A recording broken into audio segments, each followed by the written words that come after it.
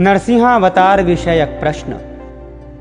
श्री मैत्रेय जी बोले, आपने महात्मा मनुपुत्रों के वंशों का वर्णन किया और ये भी बताया कि इस जगत के सनातन कारण भगवान विष्णु ही हैं। किंतु भगवान, आपने जो कहा कि दैत्य श्रेष्ठ प्रहलाद जी को न तो अग्नि ने ही भस्म किया और न उन्होंने अस्त्र शस्त्रों से आघात किए जाने पर ही अपने प्राणों को छोड़ा, तथा पाशबद्ध होकर समुद्र के जल में पड़े रहने पर उनके हिलते डुलते हुए अंगों से आहत होकर पृथ्वी डगमगाने लगी और शरीर पर पत्थरों की बौछार पड़ने पर भी वे नहीं मरे।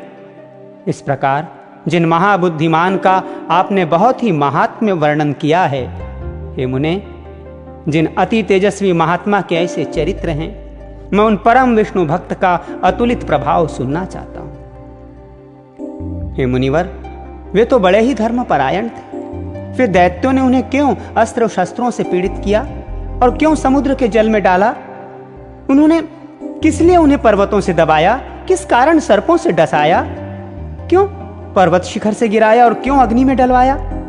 उन महादैत्यों ने उन्हें दिग्गजों के दांतों से क्यों रुंधवाया और क्यों सर्वशोषक वायु को उनके लिए नियुक्त किया?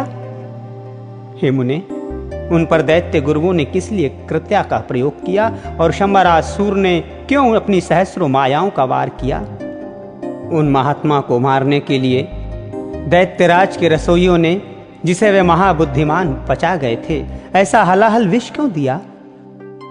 हे महाभाग, महात्मा प्रहलाद का यह संपूर्ण चरित्र, जो उनके महान महात्मा का सूचक है, मैं सुनना चाहता हूं।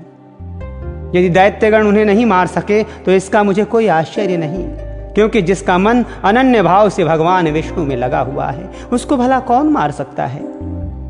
आश्चर्य तो इसी का है कि जो नित्य धर्म परायण और भगवत आराधना में तत्पर रहते थे, उनसे उनके ही कुल में उत्पन्न हुए दैत्यों ने ऐसा अति दुष्कर द्वेष क्यों किया? क्योंकि ऐसे समदर्शी और धर्मवीर पुरुषों से तो किसी का भी द्वेष होना अत्यंत कठिन है। उन धर्मात्मा महाभाग मत्सरहीन विष्णु भक्त को दैत्यों ने किस कारण से इतना कष्ट दिया, सो आप मुझसे कहिए। महात्मा लोग तो ऐसे गुण संपन्न साधु पुरुषों के विपक्षी होने पर भी उन पर किसी प्रकार का प्रहार नहीं करते, फिर स्वपक्ष में होने पर तो कहना ही क्या है। इसलिए हे मुनिश्रेष्ठ, ये संपूर्ण वृत्तांत विस्तार पूर्वक वर्णन कीजिए। मैं उन दैत्यराज का संपूर्ण चरित्र सुनना चाहता हूँ।